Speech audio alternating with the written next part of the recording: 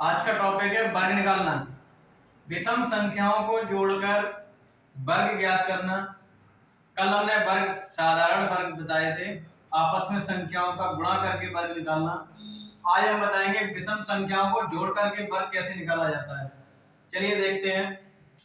तो सबसे पहले तो ये ज्ञात करेंगे कि विषम संख्याएं होती कौन कौन है। विषम संख्याएं वह संख्या जिसमें 2 का भाग करने पर शेषफल बच जाए वो विषम संख्या होती है। जैसे संख्या 1, संख्या 3, संख्या 5, संख्या 7, संख्या 9, संख्या 11, संख्या 13, इस प्रकार की कई संख्याएं विषम संख्या कहलाती हैं। तो इन सभी विषम संख्याओं को जोड़ करके हम वर्ग निकालेंगे। जैसे 1 का वर्ग निकालेंगे तो 1 का स्क्वायर यानी सबसे पहली विषम संख्या आएगी। तो 1 का वर्ग कितना हो गया? 1 का वर्ग हो गया 1।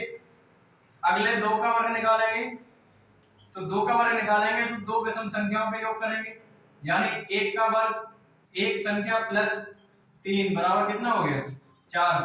पहली विषम संख्या दूसरी विषम संख्या का योग करेंगे यानी पहली 2 विषम संख्याओं का योग करेंगे तो 2 का वर्ग निकलेगा यानी 1 प्लस 3 बराबर कितना हो गया? 4। तो 2 का वर्ग कितना होता है? 4। अगली विषम संख्या है 3। 3 का वर्ग निकालेंगे तो 3 विषम संख्याओं का योग करेंगे यानी 1 प्लस 3 प्लस 5, इन सभी को जोड़ा तो कितने हो गए? 9। 1 और 3 4, 4 और 5 9। तो 3 का वर्ग हो गया 9।